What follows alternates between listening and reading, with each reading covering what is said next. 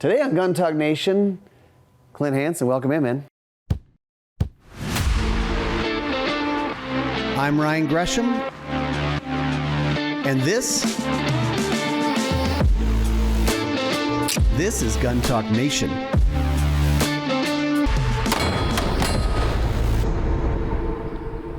This Gun Talk Nation is brought to you by FN America, Silencer Central, Fiocchi Ammunition, Primary Weapons Systems, Range Ready Studios, HI-VIZ Sights, Remington Ammunition, and Guns and Gear Television. All right, welcome into Gun Talk Nation. Today on Gun Talk Nation, Clint Hanson, welcome in, man. Thank you for having me. So, people listening to this won't notice because we sound amazing, but people who watching this, you're gonna go, this is different. So you might wanna tune into the YouTube channel or Facebook because we are on the set of Build Box and you're here helping us out with one of the episodes, season 2. Yep. So, doing a gun build show, we wanted to do this gun build show, and we wanted to do it because so many people were doing gun builds. Mm-hmm. It's a very popular part of the gun culture. Oh yeah. Why is that?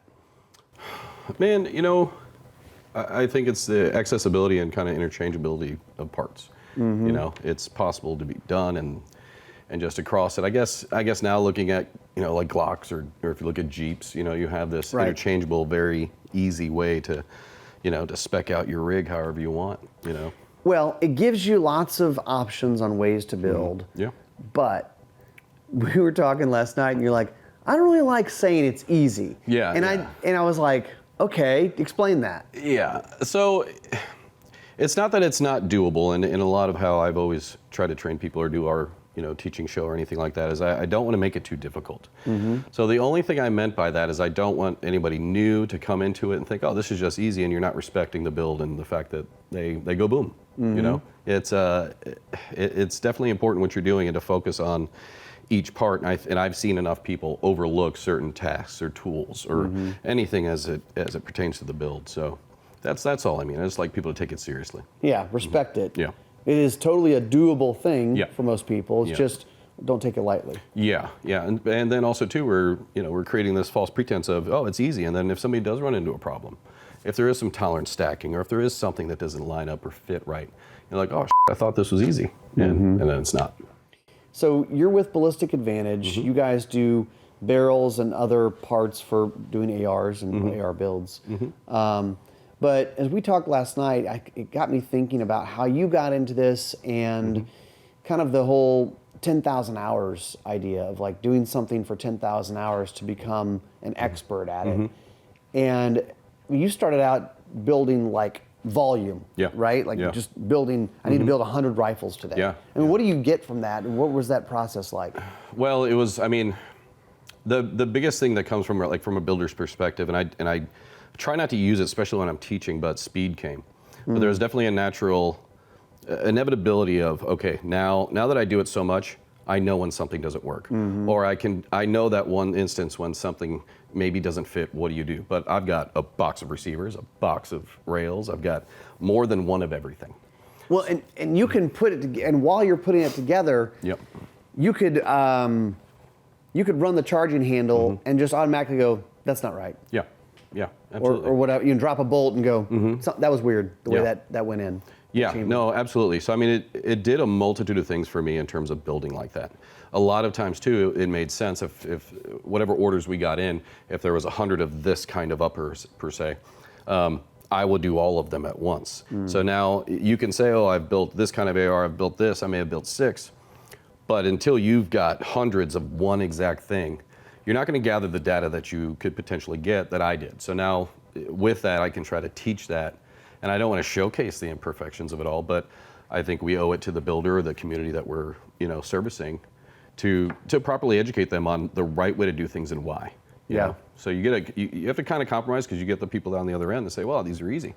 Mine goes together fine, it's nothing. Well, what about the guy that really had an issue with every aspect of it? So that's why we like to kind of break down each part, talk about it in depth, and all the things that could potentially happen and why it's so important to pay attention to those things. Because I've seen the nitty and gritty of it all, you know. I mean, you could talk about every company that are awesome. Right. But sometimes, especially when a lot of people are building ARs with products made from different companies. So there is a tolerance window of every part that marries. So if somebody's There's a on window. one, So if someone's on one end and the other company is on the other, or too close together, then you'll run into that sort of stuff, and it's like, oh man, 1 + 1 doesn't equal 2 right now. And it's important to know why. Yeah.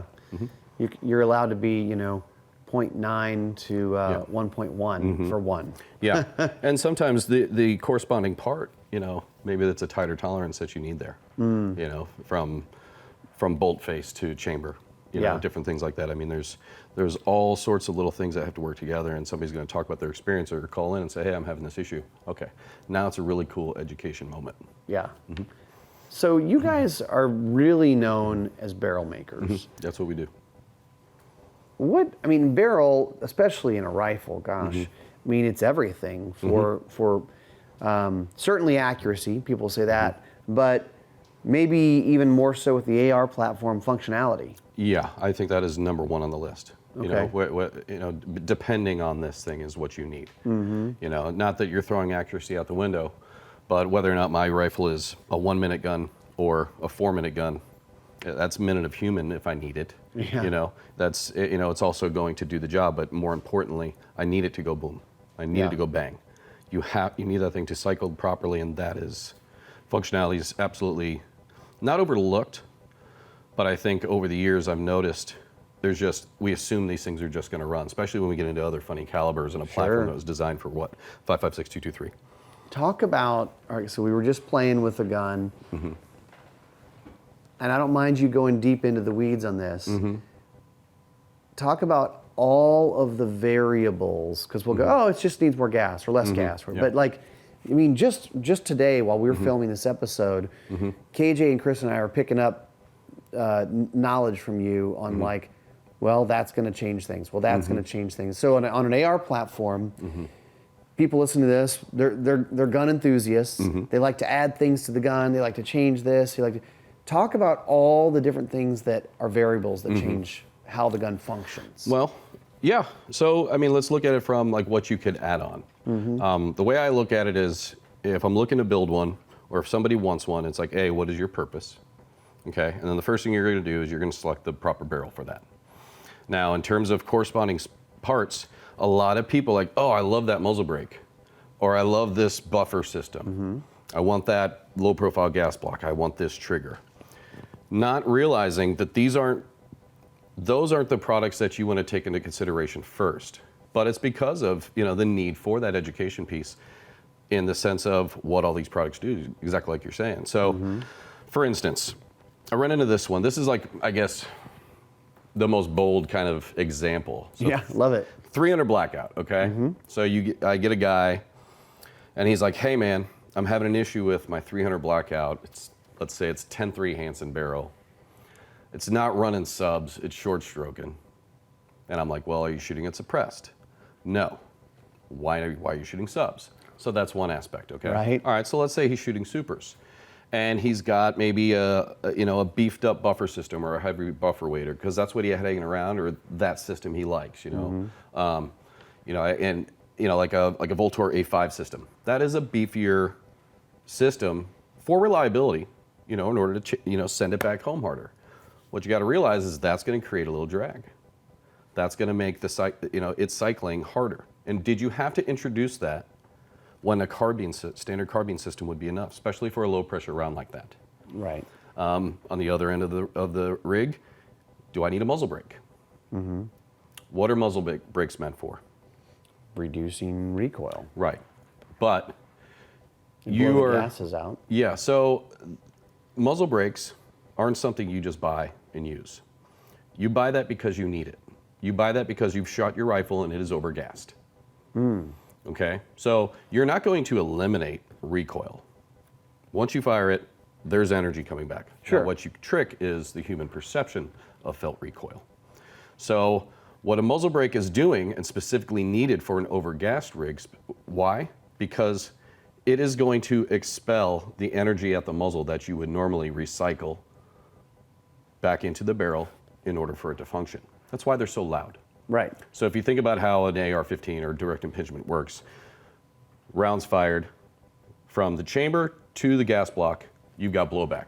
a little bit of energy, not enough to send the BCG back or extract the round. Then you've got your gas port and dwell time thereafter, really driving majority of your pressure balance or measurement per your gas port. And then once the round leaves the muzzle, there's almost like a little vacuum effect sucked in at the muzzle. Okay. Flash hider's not going to do anything with it. A suppressor is going to increase that. Yeah, it's going to put more of that pressure Right. going back down the Right. the So barrel. if you have a perfectly balanced rig with a carbine buffer system and a flash hider, you could argue if you beefed up one area and then threw a muzzle brake on it, that muzzle brake is meant, the reason it eliminates recoil is because the energy you were going to recycle at the muzzle is now baffled with a brake design and expelling that energy out of the muzzle that you're not getting to recycle. So you've taken a gun that perhaps didn't need less recoil because there wasn't much there anyway, but you wanted the best of both worlds and you want to do it even more. Well, now you just sacrifice cycling properly. Well, and talking about recoil, I mean, I would think that a lot of people would say, well, I want the least recoil possible. Sure. I mean, if there was a possible way to have no recoil, that'd be cool. So, and I get the sense that you like that. You said you were talking about earlier, like we can build guns with like just very little recoil. You can achieve that. But when you're, like I can do it all day in my shop. I can do it suppressed with a bleed off gas block or even a dedicated gas port for that rig to get it functioning properly, ejecting over my shoulder considerably, distance away from me. But the minute you get there and you get greedy and you want to put a muzzle brake on it, You get greedy. if you wonder why muzzle brakes are so loud, it's because they're expelling so much energy. That's why they crack. Yeah. That is no longer recyclable energy you're using at the muzzle. Yeah, you're getting rid of it. Yep. So you do that with a beefed up buffer system. It's like, oh, so now what am I going to do? I'm going to open up my gas port. You've just added two things and increased the size of something. You didn't have to if you didn't purchase those two products in the first place. And you were even saying that you wouldn't think of it, but putting a large optic on it, like a heavy optic, which you say it'll affect the functionality of the gun. I'm going, well, I know that's true, but it also doesn't make sense because you're going, it's not touching anything that's sliding back and forth. It's hard to kind of visualize how adding mass to something is going to affect how it functions. But a big optic on top can affect the semi-auto reliability. It can. That's crazy. Yeah, or dial it back, or work like a muzzle brake and limit your perceived felt recoil because it just added a ton of mass to the rig. True. BMP is known for innovation and quality ammunition. What's new from BMP? Well, the latest is called Green Core, and it's a shot shell, but it has a completely biodegradable shot shell wad. It decomposes with exposure to nature once you shoot it. It's focused on performance, reliability, and the environment. The Green Core wad is denser than water, so it will sink immediately to the bottom of any waterway. Whether it's slaying clays at the range or pass shooting on your favorite waterfowl, there's now a solution that yields dividends for passions and the environment. For more, go to their website. It's an Italian website, and I'm going to spell it for you. It's BASCHIERI-PELLAGRI. Bashari Pellegrini USA.com. Go check it out. Very cool, the Green Core wad. We keep talking about Silencer Central. It's because they make it so darn easy to buy silencers. One of the ones I shot recently was the Banish 338. Yes, 338. And as it sounds, it's rated for 338 Lapua, 338 rum, and everything below. It's titanium, it's Inconel construction, and it's actually only 17 ounces, and it's hearing safe. I shot it without hearing protection, and it worked. Go to silencercentral.com and get it started and make it very easy to buy silencers. Is there, going back to recoil, are there here are the top 3 things I would do to reduce recoil but still keep the gun, reliable? Sure. For one, I would very much pay attention to your ejection. Because we're also opening up a can of worms of functionality in the sense of your BCG and that bolt specifically functioning properly, extracting the round and feeding another. You don't want them limping out. Right. So you want to make sure that's all on the up and up. And then just process elimination if you're wanting to add a few things and build it. But less is usually more. Okay. So have a starting point. You know, I never want to start with beefing up a buffer system or adding a muzzle brake. I want to go the other way around, especially if it's an AR-15 of most calibers. Okay, so 5.56, 223 specifically. Sure. Carbine gas system, buffer system, and then a flash hider. See how it runs with all the parts you have. And then now, taking this information into consideration, now start figuring out how you want to dial it in. It might be perfect right there. Maybe you're getting strong ejection at 3 o'clock. So now you have ample energy where, okay, maybe I can use adjustable. Or my favorite is a bleed-off system. Explain that. So the bleed-off system, the reason I like it, and I was very much against any adjustables for, you know, the last 15 years I've been doing this. Most adjustables are trying to harness and close in the gas port, which is a ton of pressure. Yeah. And typically they all have a similar design where there's some springs, a detent, and a setting that's closing off. Right. Well, there's so much pressure, and you can only control that for so long. So you're going to go and dial it in and shoot it. Like, oh, okay, I got it ejecting and running the way I want.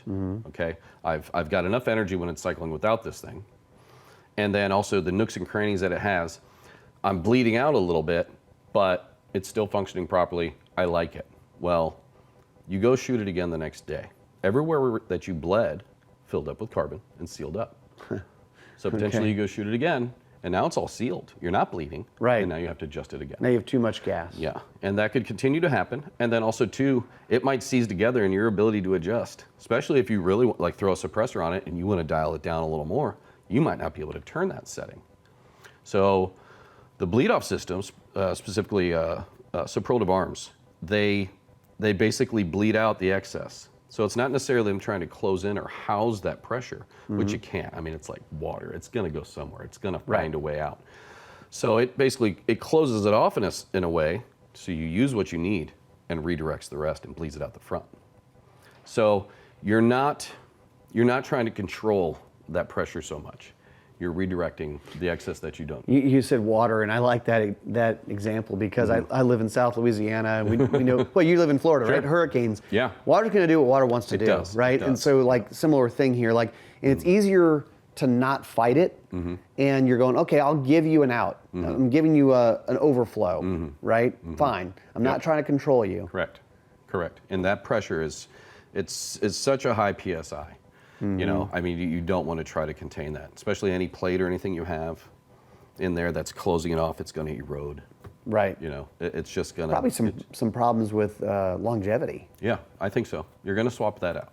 Yeah. You're going to introduce something that you're going to work on in the future. Primary Weapon Systems, PWS. Well, they're in the suppressor biz now, and the BDE 22 suppressor is their 22 suppressor. But this one is a little bit different because it is rated up to 5.7 by 28. The old 5.7 that's so popular these days in so many calibers, you can't necessarily just stick your 22 can on a 5.7 gun and shoot it because there's too much pressure. Well, this one will hold up to that pressure, and it's only 4.2 ounces. To learn more, go to primaryweapons.com. RangeReadyStudios.com is where you go to learn about the classes we're having at Range Ready Studios at the Gun Talk headquarters. RangeReadyStudios.com, sign up for the emails, you'll find out about the classes coming up. There's a couple coming up that I think are really cool. The Hands to Guns with Max Michel and Steve Tarani. It's a combination of pistol shooting and hand-to-hand combat. You also have the Hodgdon Experience with the Ultimate Reloader in November. It's a full reloading class to really tune up your skills on reloading rifle ammunition. And much, much more. Go to RangeReadyStudios.com to learn more. Sig Sauer, you guys know them. They're cranking them out. They keep expanding the P365 family. The latest one, the biggest one, is the X Macro. What is the X Macro? Well, it's still a compact gun, but it's a little bit longer slide, it's a little bit longer grip, and it's just this sweet spot that I think is going to really take over the world as far as a duty gun goes. And one of the reasons is because it's a 17-round gun. 17 rounds plus one in the gun, so 18 rounds of 9, and it's a shooter. Go check it out, the P365X Macro from Sig Sauer, sigsauer.com. You have a barrel named after you, which is pretty freaking cool. Yeah. Hanson barrel. It's for gun builders and gun nerds, people know it, but people listening may not. talk about it. How did it come about, and what's the logic behind it? So when I first started building, I mean, just picture me at a bench building, and I got racks, and like I was saying, I built a lot of the same thing. While doing that, I was shooting every profile from every manufacturer. Okay. So I'm shooting barrels from all over the place, but there's always there's M4s, there's 16-inch mid gubs, pencil barrels, heavy bull barrels. And so if you picture after I built 100 guns a day, I'm test firing them. Okay, so that data I'm gathering too, and the feel I got from the specific function of test firing. So when I shoot, you know, and over the years I've had to really change when I go to the range and shoot to not be a mechanic, basically. Okay. So I'm strictly making sure they function properly. But what I noticed was every profile felt different. Everything felt different. I could tell. It got to the point where I was like, you could blindfold me. I'll tell you how long it is, what caliber it is, and what gas system it is. There was a distinct feel of it all. Wow. And I was really inspired. I knew mass was a thing because the heavier barrels, I felt less. But then when I felt, I built a lot of pencils back then. A lot of people loved the pencil barrels. Oh, sure. You know, a lot of just standard stuff. And there was almost a splash to it. Which was pleasant, but I knew also too there was probably something there with rigidity happening. You know, maybe some people go a little too light. But I was like, there's something going on here with the profile of it all. And then looking at the application of, and my understanding back then and what people, well, I really want this thing to be rigid and accurate. I'm gonna get a bull barrel. And so I build these things, I'm like, man, this is really heavy. Right, sure, yeah. You know, it's like this isn't really practical in terms of what an AR-15 is. Is there a way to, you know, limit that? So when I thought about barrel width, I thought that was a very important factor because there's so many cuts, especially like an M4 has your right angle at the low profile gas block. A lot of barrel manufacturers have a recess behind that for a handguard cap. So you're creating this extreme right angle in a metal tube that kind of flexes a little bit as you shoot it. Barrel whip is a phenomenon that exists. That is true. Like it is the metal barrel does whip and bend. Yeah. So like kind of like if you took a straw and waved it out in front of you and then creased that straw. Now you got a little bit more of a fold going on. That's a good way to put it, yeah. So it's not that they're not rigid and they're not fantastic, but can you improve it and make it more rigid without making it so damn heavy? So I'm thinking, well, what if there was no right angles at all? What if it was a radius? You know, kind of like a suspension bridge, you know? The weight is on itself. A radius or a circle is the strongest structure, you know? The weight is on itself. So yeah, I wasn't working with Ballistic Advantage at the time, but I was very close and working on different things with the owner of Ballistic Advantage, and great guy, you know, smartest guy. I mean, in terms of machining and everything else, him and I shared this passion, and he thought, you know, I could be onto something. And I spoke to him about it, and I was like, I'd like to make a barrel without any right angles, you know, and just have it grow, maybe a little lip for the low pro to sit, and then have it taper back down, and only an inch, so it'd be a low pro, so nobody would try to put an FSB on it. Okay. So the nature of FSB or something longer, kind of, you know, now we're not dealing with harmonics. And at the time, any gas piston system was a little longer too. Right. It's like, well, harmonics, you know, it's not that I have anything against pistons, you know, per se, but from a harmonic standpoint, a rod pushing down and shoving a BCG, you know, it's kind of taking that out of it. Because what do we want here? We want 2 shots, or maybe even a 3-round group to find its home position sooner. Okay. So, you know, the first barrels we kind of made, there was something going on there. Taking advantage of a few tolerances, realized, well, you know, I can go a little smaller on the gas port, you know, directionality wise. Naturally, you shoot a gun, you know, it's going to raise a little bit.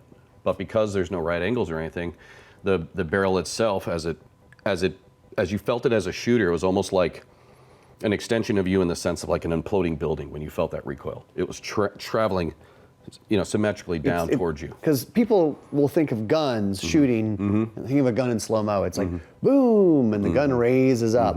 But you don't. Ideally, we don't want that. Right. Yeah, you have a little bit of energy going up, maybe forcing you down a touch at the gas port, and you can further take advantage of that with this intelligent profile. And with it being a radius, and it's not like we've ever gone super thin on any profile. We're very conscious about that. But we put the weight where we need it, and we take it away where we don't. And so that was, the Hanson barrel was born back then. And then, you know, it made a lot of sense to work together. And this was also something that it made a lot of sense to kind of, this is something we have that's makes us stand apart, even though we Yeah. can make every other profile as well. But it made a lot of sense. And at the time, I mean, in terms of building custom rigs and stuff for a lot of people, and it turned out to be a better, it added to the better recipe that we already understood in our tight circle there. Yeah, yeah. MGM Targets is known for making quality steel targets, making your shooting more fun. Well, I like this product. It's called the MLS T-post hanger, and it's the modular locking system T-post hanger. It can be bolted onto the top of a commonly available T-post, and it allows you to hang any of the MLS target shapes off the end for shooting fun. So it's also an easy way to carry around a lighter weight steel target setup and be able to set it up wherever you want using T-posts. You can learn more at mgmtargets.com. New from Remington Ammunition this year is a new cartridge, and it's called the 360 Buckhammer. It is a straight wall cartridge, but giving you more energy, more velocity. Still has core locked performance with high weight retention, controlled expansion, accurate at 200 plus yards with the velocity and energy to drop most, big game, medium-sized game. Remington components, and it's giving you a little bit more performance than most straight walls. It's already chambered in several guns by Henry, and it's giving you velocity actually close to like 2,400 feet per second. You can learn more over at remington.com.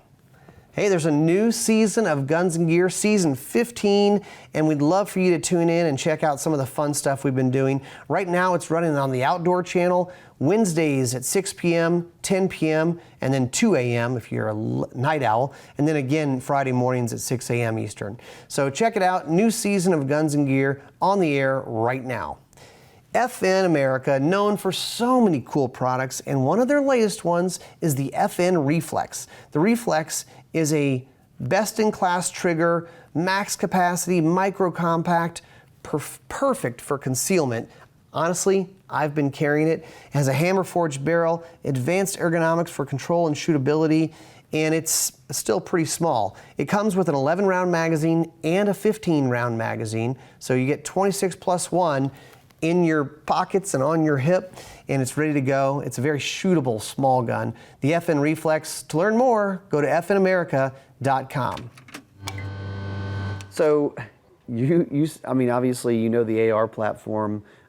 We were showing you a pistol build we did earlier. Are there any other types of guns that you like to tinker with or build? I mean, you seem to be a guy who's interested in the mechanics of it. And certainly the AR has been your world. Yeah. But I mean, are there other types of platforms, or even just other? Is there some sort of like? Sometimes when I get weird, I like to mess with this or that. Interested? Yes. This has just been, our core competency, and that has been my focus for so long. But now that's what Ballistic Advantage Sure. does. But for you, on your own time or whatever, do you ever mess with other things? I tell you what, I've always wanted to.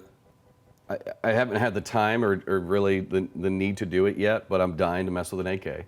Yes. I'd love to see what can happen there, but there is something about that 2x4, to shoot, and it's on sleds, and it's beefy. So can it be improved? There's a lot of things I'd want to dive into from that perspective. AK barrel. Yeah. See, the bolt gun side, it's hard because it's not cycling. Right. You want rigidity, you can make that thing the same profile all the way down. Yeah. That's part of the fun mystery, right? It is. The whole cycling mystery of all these factors. I've thought about a few different flute designs that might be a little bit more functional than decorative. Yeah. In terms of saving weight, but also too just to add some, just a cool factor to it. The Glock stuff is really interesting to me because now we're talking about something else where I can't harmonically improve it. Right. That's right. You guys are doing Glock barrels. Yeah. Mm-hmm. What was that like to create that? You've been such an AR-focused company. Well, the big thing about that was, if we were asked or had a feeling or an inkling to do it ever, we didn't want to do it unless we could do it with a drastic improvement. Because, that was the thing. It's like, is there really any aftermarket barrel that's better than a stock Glock? Right. Not really. So why make it? Why mess with that? We never want to do something that wasn't practical. We never want to give somebody something that they did not need. Some things that do nothings. There's all sorts of products like that in the industry of like, you really don't need that, but it looks cool. Okay, whatever. So with our advancement over the years and how good our blanks got, and how, we've just really tapped into that. When we dove in to actually making the bolt guns, the improvements on the bore, the lack of deviation, these little honing and lapping. I mean, just all these little factors kind of really led into, some strategic improvements that were going to happen on the level of the Glock stuff. When, and once we did get going with it, besides the chamfered hood and other friction spots that we took away, it is truly a drop-in barrel, no break-in, and it is more accurate. Really? It just is. Yeah. Okay, so how so, or why? I mean, how do we get there? Well, I mean, that's what I'm saying. Like Yeah. explaining that process of perfecting our blanks. Yeah. And through that process. So starting there. Yeah, I mean that was kind of, you asked with the progression. I mean that's how it got successful, even though we already planned on doing the Glock stuff, because we figured, okay, we can make it better. Yeah. And we did. They look great too. Yeah, they look pretty cool, man. They definitely look cool, and I think we're just scratching the surface on that sort of thing, and we're starting to roll them out right now, but different calibers, different platforms, so it won't just be Glock and everything. But very cool. Yeah, definitely fun. Not sure how I could throw Hanson into it, but it's cool to be a part of it. Yeah. Make it some Hansonize it somehow, right? Yeah. Maybe we'll just do an exclusive, my selection of parts or something like that. I want to do that for an AR anyway. So. Yeah. Very cool. Well, thanks, man. Yeah, I mean, if people are looking to do builds, I mean, go check out Ballistic Advantage, you guys. And I mean, and you have a lot of good videos that give out tips and techniques and all that stuff. I'm always trying to add more, but over the years, absolutely, we've broken down the entire build process. I mean, they're years old, but it's broken down into each part that you're going to build, and it's practical. Shouldn't intimidate you. Not looking for all these specs and all this stuff. Really, people really kind of they enjoy that laid back, honest, authentic approach, and that's how I like to do it. Well, the truth of the matter is, most people doing AR builds have a computer or a phone in front of them watching videos. In fact, I don't know if you saw, the Real Avid has like a new workbench thing, and it even has a phone holder for like on the bench. Like, wait a minute, how do I install this? Yeah. So yeah, you guys go check it out if you're going to do a build. This is a really good place to start. Start with a good barrel. Clint, thanks for being on with us. I appreciate it, man. Thank you so much. Very fun. All right, that's it for us. We'll see you guys next time on Gun Talk Nation.